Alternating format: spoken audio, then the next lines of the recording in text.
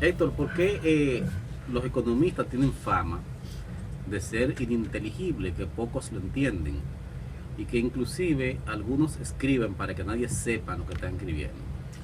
Sin embargo, en tu caso, tú tienes una vocación por la comunicación, ha hecho periodismo en este país y los conceptos de economía en ti se escuchan bien y se entienden. ¿Cuál es la magia para hacer que la economía se entienda desde ti? Hoy precisamente estaba leyendo un artículo de John Kenneth Galbraith sobre escribir.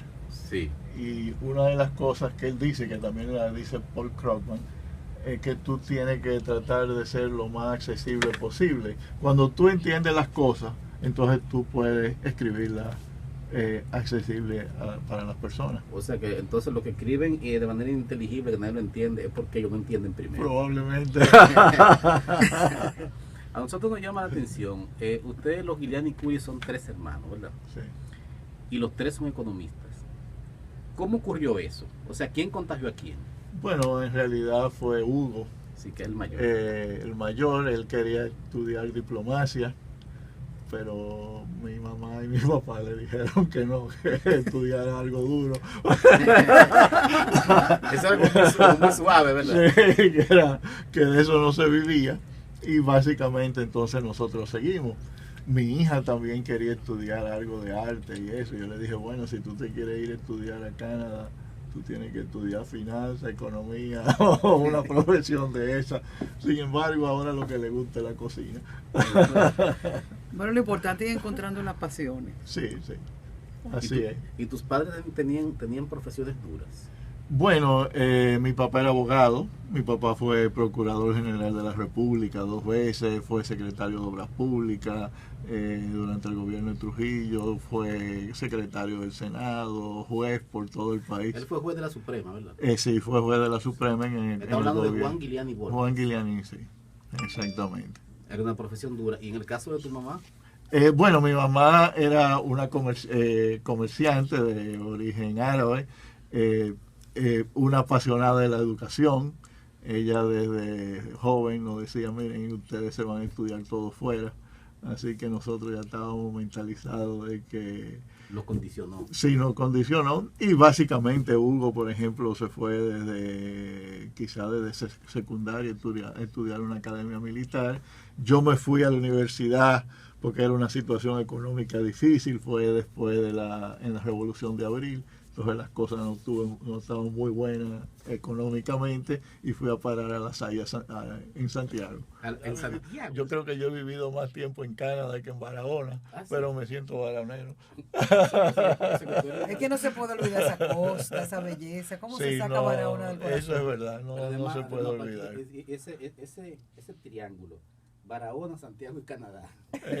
¿Con qué se come eso? ¿Qué da eso, ese batido? Bueno, después que yo terminé el colegio, me fui a los Estados Unidos y iba a ir a Boston College. Y por casualidad fui a visitar a mi hermano en diciembre, que estaba en McGill University. Y cuando llegué a Canadá, a Montreal, por cierto, la ciudad estaba ocupada militarmente porque habían secuestrado a Pierre Laporte y a un cónsul inglés, el Frente de Liberación de Quebec. Pero yo llegué como a las 10 o a las 11 de la noche y la ciudad estaba llena de nieve y llena de gente. Y yo dije, no, yo tengo que venir a estudiar aquí. Y entonces apliqué a la universidad y fui a Canadá. Sí, y ese frío, dime, ¿cómo lo viví? Uno se acostumbra. Ya cuando llega marzo, que todavía hay nieve, ya tú sales hasta sin abrigo. Imagínate, desde Barahona a Montreal, envuelto en una hoja. Pero fíjate una cosa, que tú nos decías ahorita, Héctor, que Hugo, tu hermano, quería estudiar diplomacia, pero parece que se le quedó el deseo porque y la vocación, porque él es embajador en Qatar. Sí, así es, y fue embajador en Washington también. Eso es lo que él le gusta, finalmente. Yo creo que desembocó en la vocación que él quería. Sí, porque la gente Juanín lo que le gustaba era escribir. Juanín siempre vivía en una maquinilla, entonces Juanín lo que le gusta es el periodismo. Sí. Bueno, y lo hace. Juanín tiene una sección en el periódico El Listín Diario que se llama Listín en la Globalización, donde él lleva a personalidades para entrevistarlas. Pero antes también estuvo vinculado al periódico Hoy, ¿verdad? Sí. Y sí. tú también. Y yo también, sí, yo fui editor económico. Tú fuiste editor de economía de Hoy. Sí, de Hoy, sí. Sí. Pero tú hacías reporterismo, tú ibas a la calle o no, básicamente yo escribía los artículos, no, yo no hice reporte. Tú hacías análisis. No, sí, análisis, exactamente. Sí. Pero lo hacía con enfoque periodístico, ¿verdad? Con un enfoque periodístico, ahí aprendí muchísimo con Cuchito, que es uno de los mejores jefes que he tenido, también Celso. Héctor, ¿por qué a los baraoteros le dicen cuatriboleado y minoso? ¿Cómo no. eso? Yo creo que son rock izquierda. Porque Patricia y yo queríamos entender eso hoy, inclusive lo discutimos por teléfono. Sí, que minoso, bueno, que habrá mina de, aunque sea yeso y cosas así por allá, pero lo de cuatriboleado, eso es como enredado. Como enredado, ¿verdad? Enredado. Sinceramente. Bueno, yo añado, me permito añadir, y pasando la mano a Víctor, de que el sur, ¿verdad? La gente del sur suele tener como que eso, su música, como que sea un poco más reservada. Su música por dentro. Su musiquita por dentro, como una cosa. Sí, sí. Bueno, también dice que los sureños también son más leales, más vienen de una vez ahí a defenderlo de él. Balaguer siempre buscaba militares sureños, por eso. Sí. Está bien. Hablamos de la parte soft contigo y te presentamos otra dimensión, pero no quisiéramos que te vayas de antes que te acuestes sin que le diga a la gente, porque tú eres un crítico, estudioso y un observador, ¿cómo anda la economía dominicana? Bueno, la economía dominicana ahora básicamente se ha mantenido estable, tiene baja inflación, un crecimiento aceptable. Fíjate que el tema económico no es algo que vive preocupando a la gente. Ahora, evidentemente, el sistema económico dominicano ha fracasado en reducir reducir la pobreza y en incorporar a la fuerza laboral, incorporar a los jóvenes en la fuerza laboral en trabajo productivo. Mucho también por culpa del sistema educacional, que es muy deficiente en la República Dominicana. Yo no sé si ustedes se han fijado que en muchos de los bancos comerciales del país, en muchas de las instituciones financieras que hay, el personal gerencial máximo es extranjero, son colombianos o de otra nacionalidad, no son dominicanos. Sí.